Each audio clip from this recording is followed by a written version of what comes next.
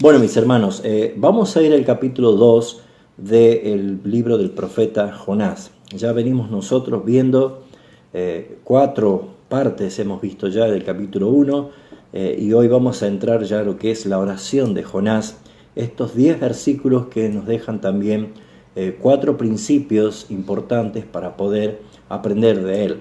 Lo primero que tenemos que hacer es volver a tener un contexto de la situación, aunque muchos ya conocen la historia de Jonás, pero es muy importante que nosotros también veamos de que cada parte de este libro de Jonás tiene un mensaje para la iglesia de hoy, la iglesia que probablemente está teniendo actitudes que, si bien es cierto, pareciera ser agradable para nosotros en obediencia, pero probablemente estamos desoyendo el mandato del Señor, en el cual Él nos manda a hacer lo que Él quiere que hagamos.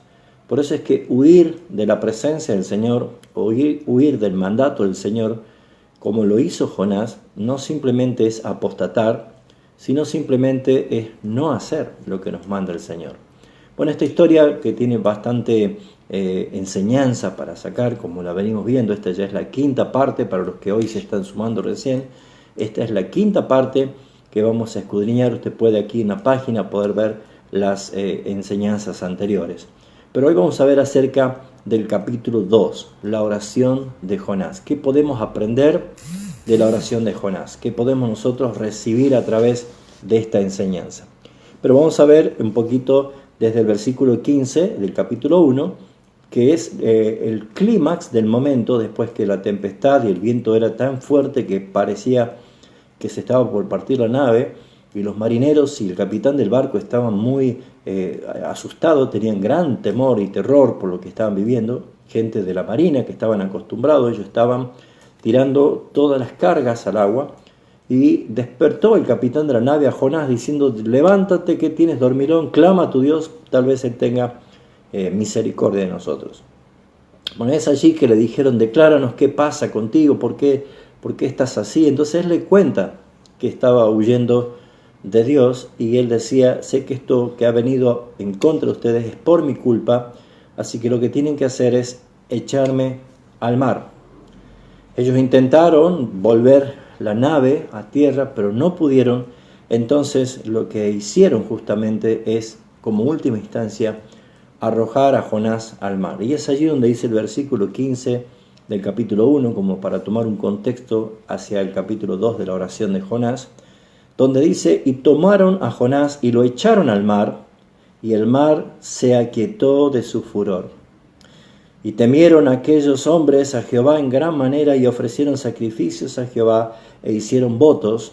Pero eso es lo que vimos la última exposición, esos 7 principios de la salvación maravillosa de Jehová hacia Jonás, donde dice el versículo 17: pero Jehová tenía preparado un gran pez que tragase a Jonás, y estuviese Jonás en el vientre del pez 3 días y 3 noches. Y a continuación el capítulo 2, que es la oración de Jonás. Jonás ya estaba en el mar, tragó el pez, este gran pez, a Jonás, donde estuvo 3 días y 3 noches en el vientre del pez. ¿Por qué decimos que esto es así? Porque el capítulo 2 confirma que esta situación fue real al decir: entonces oró Jonás a Jehová a Dios desde el vientre de un pez. ¿Sí? Entonces aquí vemos nosotros que esta historia es real, y que esta oración no fue hecha ni en el camarote del barco, ni siquiera cuando estaba nadando, sino que Jonás simplemente se dejó hundir, pero Dios tenía en su gracia y su misericordia preparado un gran pez, y como hemos enseñado la vez pasada, no era para juicio o destrucción, sino era para protección, preservación, y de allí en adelante la transformación de Jonás en arrepentimiento para volver a hacer la tarea que el Señor le había enviado. Entonces, ¿qué es lo primero que queremos ver de este capítulo 2, que estos 10 versículos? Lo primero que quiero resaltar es el estado de angustia que tenía justamente Jonás. Jonás tenía un gran estado de angustia. Y en esta oración que se manifiesta aquí desde el vientre del pez, ya lo hicimos esta entrega justamente, creo que fue la segunda parte, de lo que era estar dentro del vientre de un pez, dice la palabra que él invoqué en mi angustia a Jehová y él me oyó, desde el seno del Seol clamé y mi voz oíste. Aquí es muy importante ver que Jonás oró, vuelvo a decir, tal vez este es uno de los textos que a lo mejor nos produce un poco de vergüenza a nosotros, pero decir, bueno, no tenemos el lugar acorde para orar. Bueno, Jonás está orando desde el estómago de un gran pez. Pero déjeme decirle que creo yo que las mejores oraciones que pueden llegar hasta el mismísimo trono son las oraciones que vienen de un corazón quebrantado, un corazón angustiado, un corazón que omite tal vez toda la retórica y toda la expresión figurada o expresada como un ritual o tal vez como un modismo simplemente de oración. Creo yo que este es el momento donde habla el alma, creo que este es el momento donde las palabras probablemente no es lo importante, sino lo que derrama el corazón delante del trono de Dios, puesto que él dice, invoqué a mi Dios en angustia, invoqué en angustia. Curioso saber que por lo menos 76 veces se menciona la palabra angustia en el Antiguo Testamento, y un tercio de ellas se hace referencia a los salmos. Los salmos de David muchas veces hace referencia del estado del alma en su angustia. Tenía motivos suficientes Jonás para estar así, tenía motivos suficientes para estar angustiado, pero tenemos una gran enseñanza. La gran enseñanza es que Jonás, aún a pesar de haber orado en la profunda angustia, en la situación que él estaba, él pone uso de su fe para decir claramente lo que cualquiera de nosotros clamando, sabiendo que él siempre oye, trae esa sensación de paz y de tranquilidad de saber que nuestra oración, como la de Jonás, ha sido oída. Porque él dice, invoqué mi angustia a Jehová y él me oyó. Es importante ver que justamente una de las cosas que resalta que el Señor está en su santo templo, pero él estaba en lo más profundo del abismo de los mares y de lo más profundo en el estómago, en el vientre de un gran pez, y allí él pudo orar y él estar seguro que el Señor oyó su clamor, oyó su oración. Desde el seno del Seol clamé y mi voz oíste.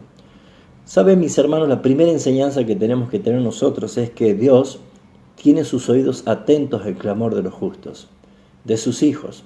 No importa en el lugar que estés, no importa en el estado que estés, no importa en la situación que te encuentres, no importa cuán bajo hayas caído, no importa que hayas estado huyendo, no importa, hermano. Lo que sabemos es que como un principio de legalidad de Dios es que Dios oye siempre a su pueblo escogido. Dios oye siempre a aquellos que invocan su nombre. Y es muy importante saber que cualquiera de nosotros que hagamos una oración al Señor, clamando, orando aún está en estado de desesperación, en estado de angustia o cualquiera, la fe de solamente dirigirnos al Señor trae paz a nuestro corazón al saber que yo sé que el Señor oyó mi clamor. Yo sé que Él oyó mi voz. Yo sé que Él ha oído mi voz desde su santo templo, me ha oído a mí. Hermanos, eso nos tiene que traer paz a nosotros sabiendo de que no existe un lugar que sea imposible para que nuestro Dios oiga. Es más, es Dios el que justamente planificó que Jonás estuviese a sola con él, y vuelvo a decir, no en un templo, no en un altar de un monte santo, sino desde el vientre de un pez que Dios había preparado justamente para que la oración más sincera, más profunda que salga de Jonás sea oída por el Señor. Así que, mis hermanos, la enseñanza número 1 es esta, que él trajo paz a su corazón cuando él supo de que Dios ya lo había oído. Y el solo hecho de saber que Dios ha oído, él podía empezar a mostrar un cambio. Y ese cambio vemos nosotros de que lo hace de una manera eficaz. Lo hace creyendo de que el Señor iba a obrar. Porque lo que empieza a decir Jonás en su oración, reconociendo cómo estaba él en el lugar de donde estaba, pero esperando en el Señor y lo que el Señor iba a hacer, comenzamos a ver que Jonás tenía la seguridad de que Dios lo iba a sacar de esa situación y Dios lo iba a salvar. Pues hermanos, sí tenemos que hacer nosotros. Pero Jonás no hizo una oración, podríamos decir, almática. No hizo Jonás una oración emocional, sino que Jonás nos dio acá una enseñanza de cómo debe ser nuestra oración cuando estamos atravesando un momento de angustia y de aflicción. ¿Le ha pasado a usted, hermano, alguna vez que se pone en intimidad con el Señor para orar y es como que no sabe qué le va a decir? Y muchas veces no sabemos cómo expresar y qué es lo que tenemos que decir. Lo que Jonás hizo aquí es demostrar principalmente de que él era un hombre que conocía la palabra de Dios, porque él oró la palabra de Dios. Si ustedes se fijan claramente, apenas dice el versículo 2, invoqué en mi angustia a Jehová y él me oyó. Vemos nosotros que el Salmo 18 dice el versículo 6 exactamente lo mismo. Invoqué en mi angustia a Jehová y clamé a Dios y él oyó mi voz desde su templo. Lo que Jonás está haciendo es orar la palabra de Dios. Él oró la palabra de Dios. Lo que luego vemos nosotros que Jonás hace y vuelve a utilizar la palabra de Dios es cuando dice en el versículo 3, me echaste a lo profundo y en medio de los mares y me rodeó la corriente, y dice todas tus ondas y tus olas pasaron sobre mí. Está justamente citando el capítulo 42 del Salmo, el versículo 7, cuando dice todas tus ondas y tus olas han pasado sobre mí. O sea que lo que vemos es que Jonás está citando la palabra de Dios.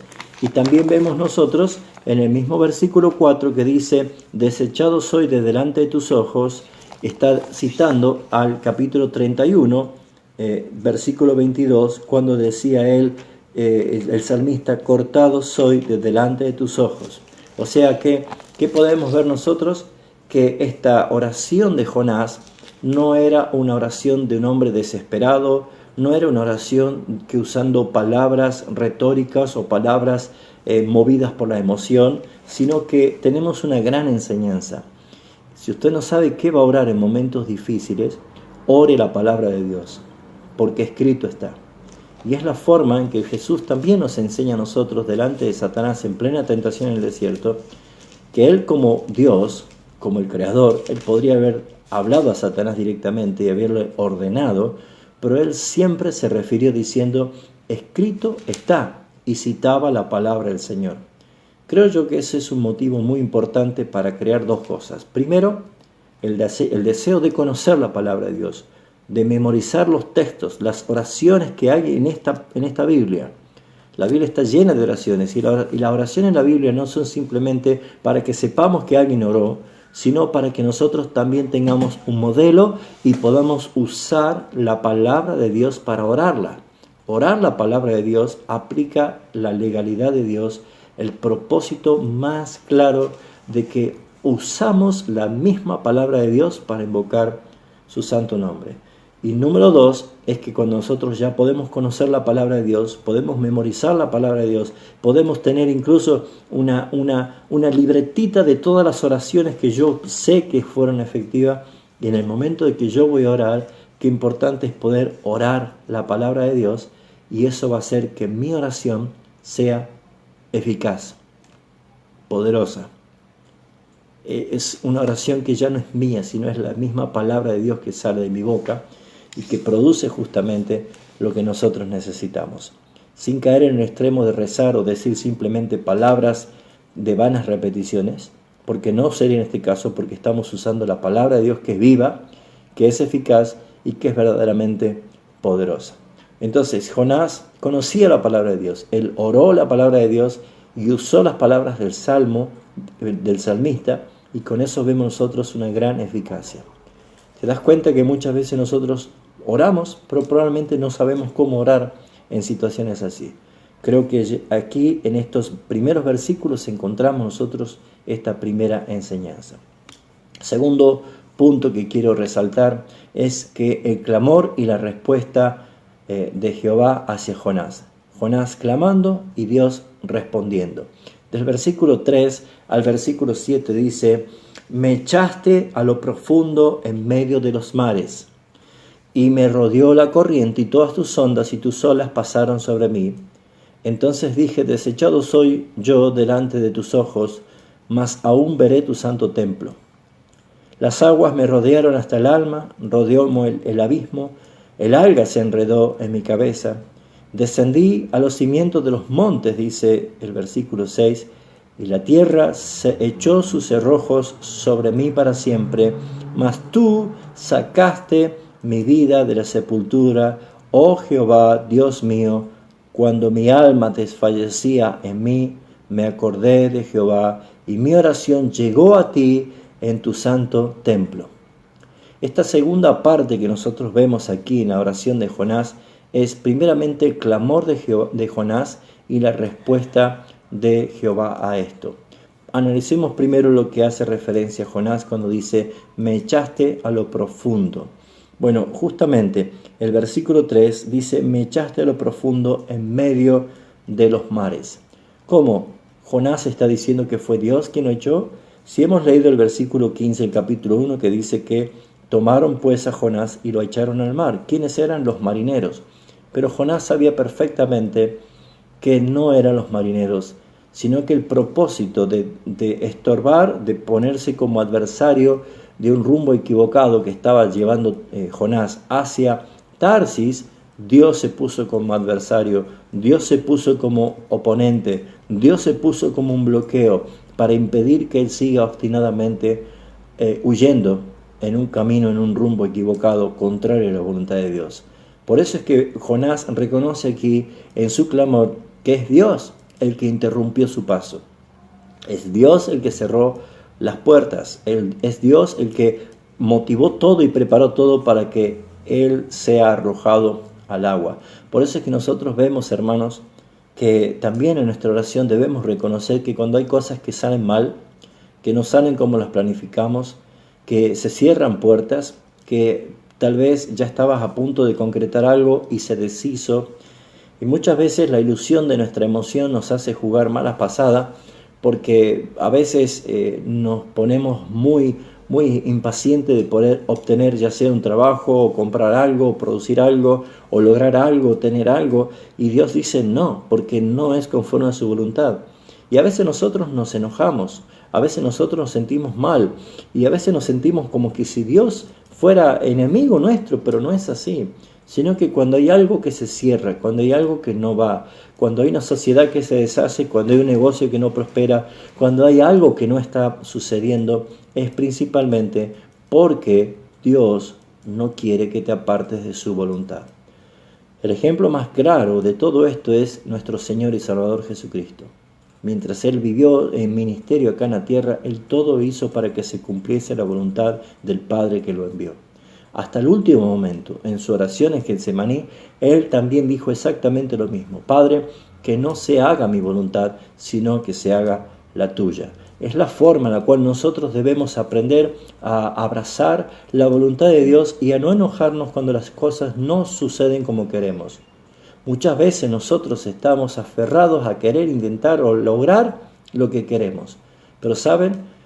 Jonás había escogido porque halló una nave que iba a Tarsis, pagó el pasaje, descendió al barco lo más profundo y se echó a dormir como escapándose de todo, pero Dios tenía planificado hacerlo volver en sí, disciplinarlo a él, llevarlo a un lugar a solas con él que es en el vientre del pez, para que entonces pudiese sacar esta conclusión de decir, me echaste a los profundos en medio de los mares. Y cuando habla de los mares, si bien es cierto estaba en el mar Mediterráneo, pero ¿qué pasó? Es las profundidades de los mares, estaba lleno más profundo, y desde allí se dio cuenta que Dios estaba corrigiendo su andar, su camino. Por eso, mi hermano, es que también nosotros debemos ver, conforme a la palabra del Señor, qué es lo que nos está diciendo el Señor a través de esta oración de Jonás. Segundo, él en su clamor dice, desechado soy delante de tus ojos. Y es muy importante ver el versículo 4, que había un dolor y un clamor. Si bien es cierto, estaba citando al Salmo 31, 22, pero vemos nosotros que cuál era el dolor más grande que tenía Jonás. No se olviden que él era un profeta de Dios, él era un servidor de Dios, Era un hombre que conocía a Dios, que conocía su palabra porque está mostrando que citaba la palabra, pero muchas veces está la sensación de que cuando cometemos errores, cuando huimos de su presencia, cuando no obedecemos al Señor, es muy probable que el dolor de la frustración de decir, ya no voy a servir más a Dios, soy inservible para las cosas del Señor, soy desechado delante de sus ojos.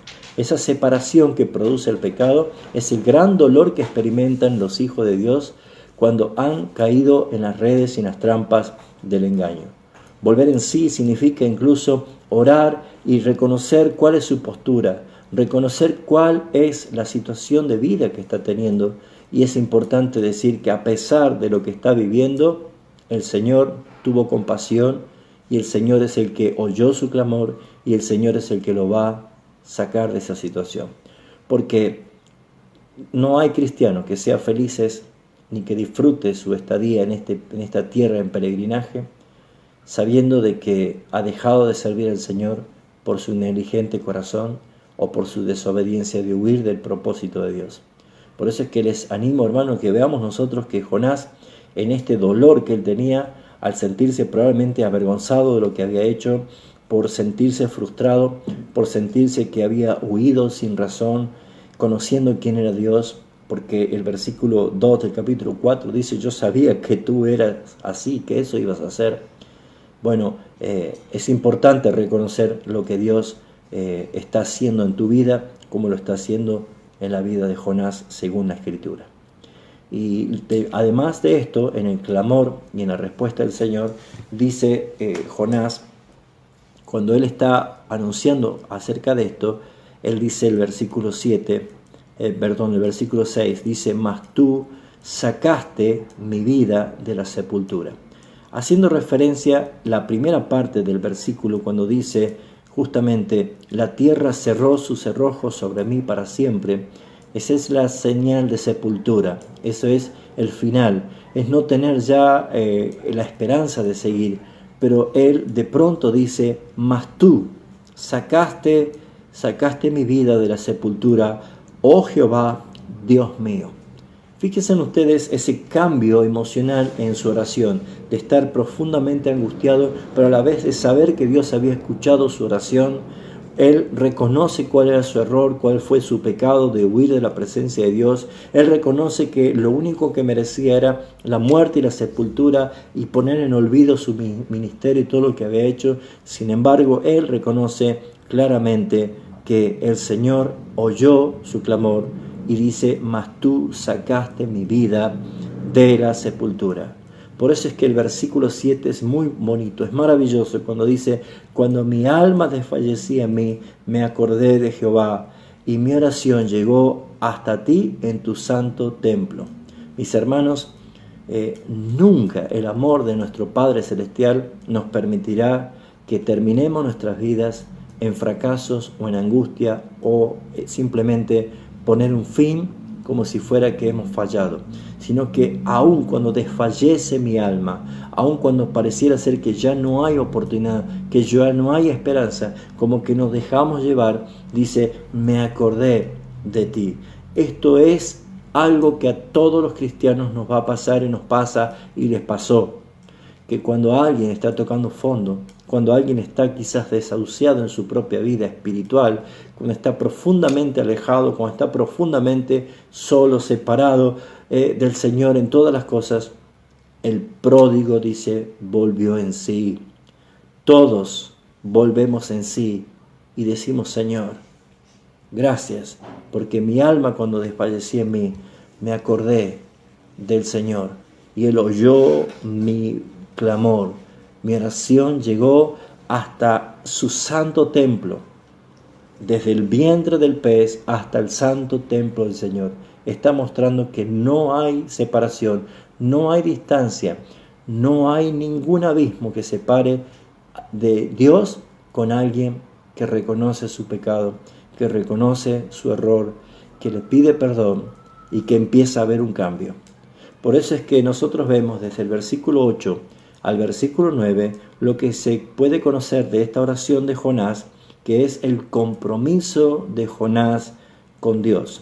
Porque él mismo comienza diciendo el versículo 8, algo que él experimentó, y si podríamos decir que ese texto del versículo 8 es como un consejo para todos aquellos que probablemente están emprendiendo huidas delante del Señor, o están planificando huir, dejar las cosas del Señor y huir a irse lejos de la responsabilidad, lejos de la tarea que Dios nos ha dado.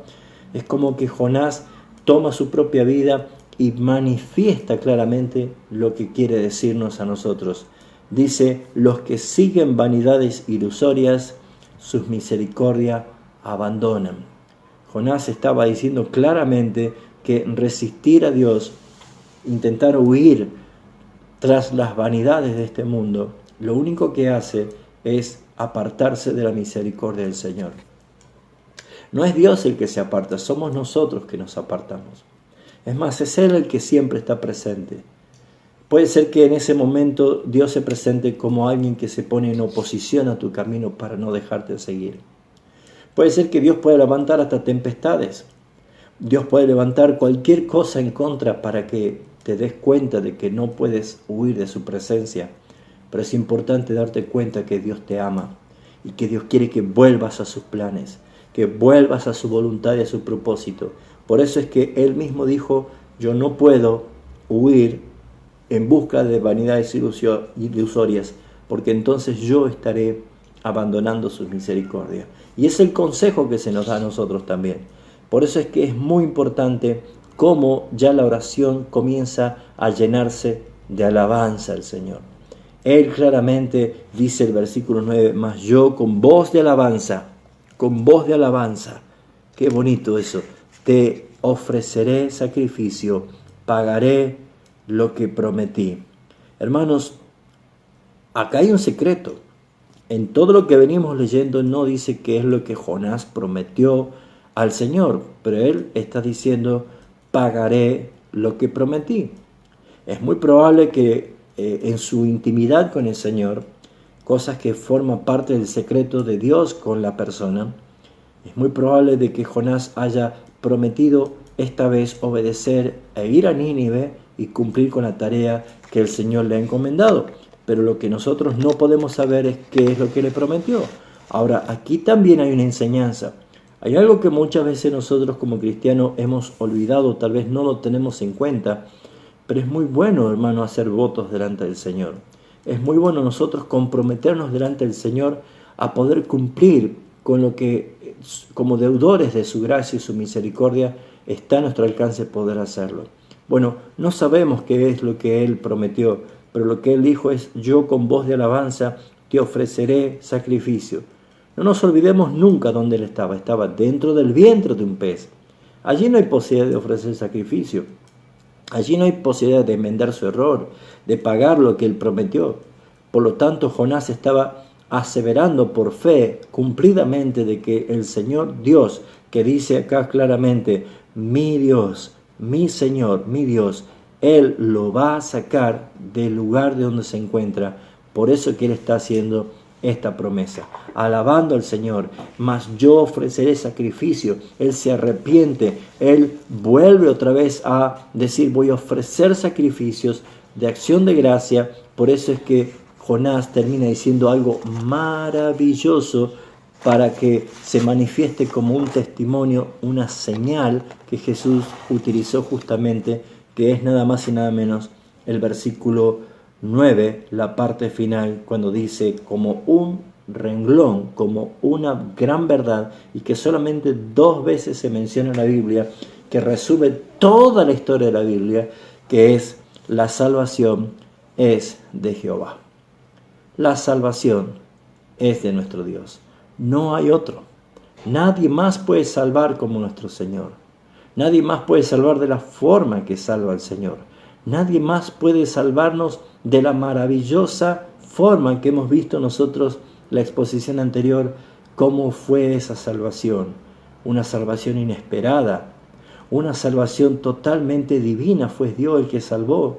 Una salvación planificada, mis hermanos. ¿Se acuerdan? Es muy importante para nosotros recordar cómo es la salvación. Es una salvación sobrenatural, es una salvación testimonial, es una salvación para la gloria de Dios. Hermanos, cuando resalta aquí Jonás, la salvación es de Jehová, está diciendo, no es posible que yo me salve absolutamente haciendo nada. Está mostrando la inhabilidad total del hombre para salvarse.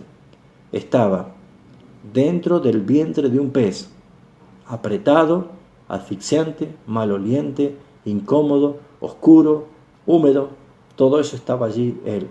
Imposible.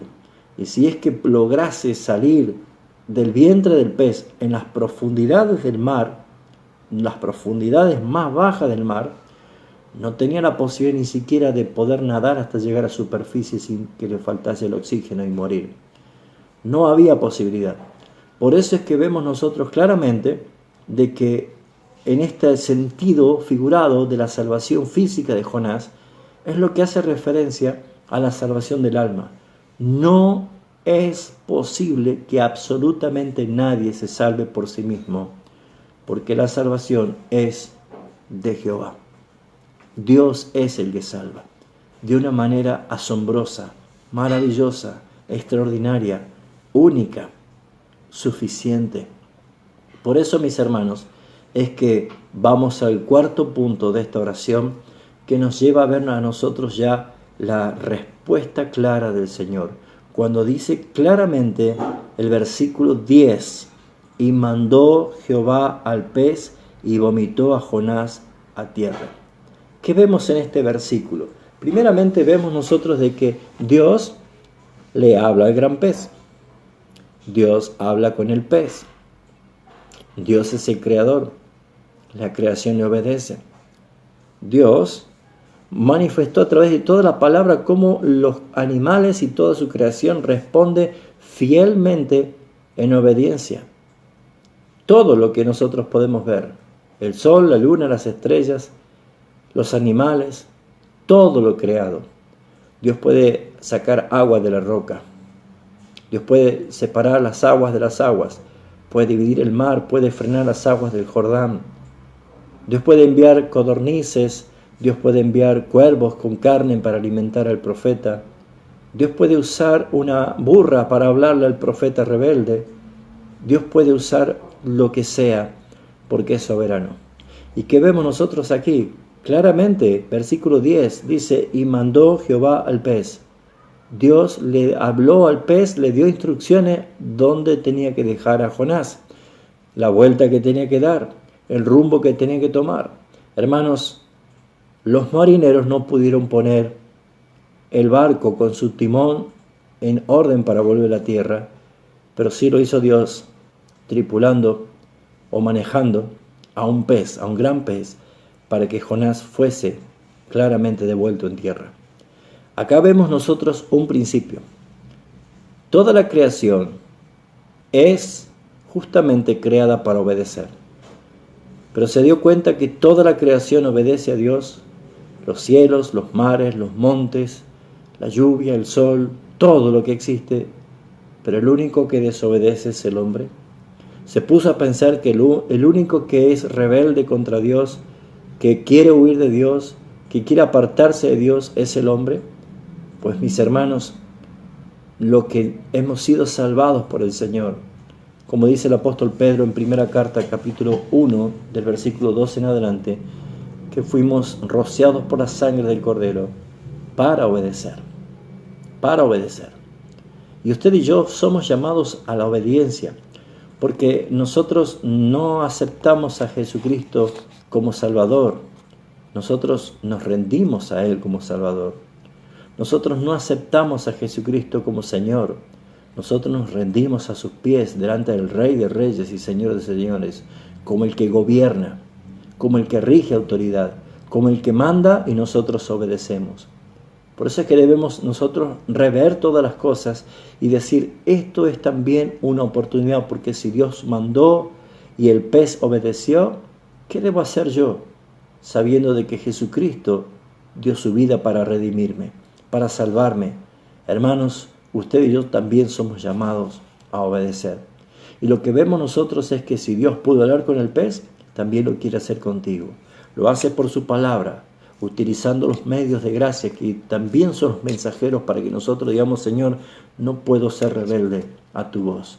Tú me estás diciendo lo que tengo que hacer y voy a hacerlo porque he sido llamado, salvado para obedecer. Y lo que vemos nosotros en la segunda parte es la palabra que dice: y vomitó este gran pez a Jonás en tierra. Bueno, hermanos, claramente nosotros podemos ver, hay muchos que creen que el pez vomitó a Jonás en Nínive. Bueno, no es posible, ¿sí? Jonás fue vomitado a la orilla del mar Mediterráneo, pero de ahí tiene casi 130 kilómetros de recorrido hasta Nínive. Entonces, imagínense que tenían que moverse o a pie o en algún otro medio que no era como lo que nosotros tenemos, sino que tenían que tener mucho tiempo de viaje, y seguramente le habrá servido suficientemente para meditar todo lo que le había pasado. Pero ¿qué es lo que podemos ver nosotros? Que claramente que esta liberación, que él dio gracias en el vientre del pez, alabó al Señor porque él oyó su clamor, sabiendo que él iba a pagar sus votos, que iba a ofrecer sacrificio, esta liberación llegó después del arrepentimiento de Jonás. ¿Saben cuándo nosotros seremos librados de situaciones difíciles y adversas? Cuando hayamos aprendido la lección, cuando hayamos aplicado la disciplina de Dios y cuando el fruto de la disciplina sea apacible en nuestras vidas. Entonces, después del arrepentimiento, viene la respuesta del Señor. La liberación de Jonás llegó después que él se arrepintió. Número 2, la liberación de Jonás llegó después de 3 días de estar en el vientre de un gran pez. ¿Por qué? Porque justamente esto era algo que señalaba que nuestra verdadera liberación, que nuestra verdadera libertad iba a llevar después de 3 días de Jesús en el sepulcro, triunfante, resucitando de la muerte y venciendo para siempre el pecado, la muerte y a Satanás, y dándonos a nosotros la vida eterna. Por eso, mis hermanos, es que esto es una figura que señala la cruz de Cristo. Tal es así que Jesús mismo en Mateo capítulo 12, el versículo 40, él utiliza esta historia como una señal, la señal de Jonás, de estar 3 días y 3 noches en el vientre del pez. Bueno, la liberación de Jonás llegó después de estar esos 3 días, la liberación nuestra llegó después de los 3 días de Jesús en la sepultura. Y por último, la liberación de Jonás también fue después del ejemplo de sustitución que él tuvo con los marineros. No iban a morir los marineros. Él dijo: échenme a mí al mar para que yo muera y ustedes se salven. Eso también es una enseñanza. Eso también es una clara dirección a nuestro Señor y Salvador Jesucristo. Jesucristo es el que él fue lanzado a lo más profundo de ese mar embravecido que era la ira justa y santa de Dios por causa del pecado, por causa de la desobediencia. Porque ¿por qué Jonás fue echado al agua?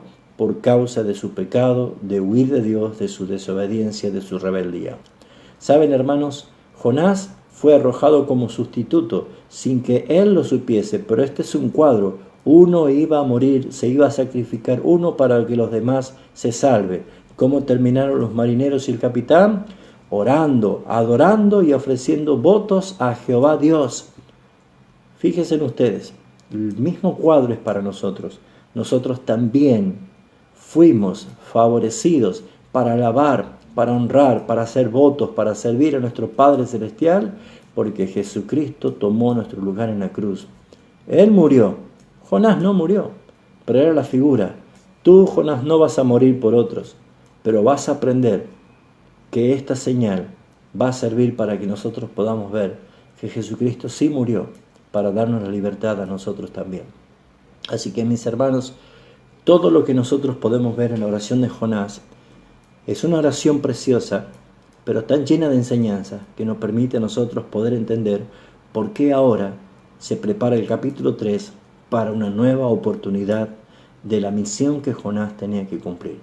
Por eso, mis hermanos, cuando esté pasando angustia, si usted está huyendo del Señor, si usted está escapando de la voluntad del Señor, si ha tapado sus oídos y sus ojos y se ha metido en lo más profundo de sus cosas para no oír, o se está dejando adormecer por la situación para estar ausente del llamado de Dios, y de pronto comienza a venir en sus vidas estas calamidades, déjeme decirle que más allá de ver un juicio de Dios destructivo, hay un Dios de gracia y de misericordia que levanta estas tempestades, prepara esos peces grandes para que en la soledad, en la oscuridad, en la incomodidad, allí nosotros podamos decir: Señor, clamo a ti en mi angustia, cito tu palabra, espero en ti usando la fe y estando convencido que saldré de esta situación renovado, cambiado, listo a obedecerte, listo a servirte, listo a hacer, Señor, lo que tú me mandas hacer. Por eso es que yo te invito, hermano y hermana en Cristo Jesús, a que tú puedas usar esta oración para que salgas del estado en que estás y que vuelvas a escuchar la voz del Señor, dándote otra vez una nueva oportunidad. Te invito a que oremos. Gracias, Padre Celestial, por tu palabra. Gracias por la eficacia de ella, Señor. Gracias por la profundidad que tiene esta oración. Señor, nosotros los predicadores somos limitados y no tenemos la posibilidad de hacer lo que tu Espíritu Santo sí hace. Pero, Señor, yo expuse, Señor, tu palabra de acuerdo a lo que pude hacerlo.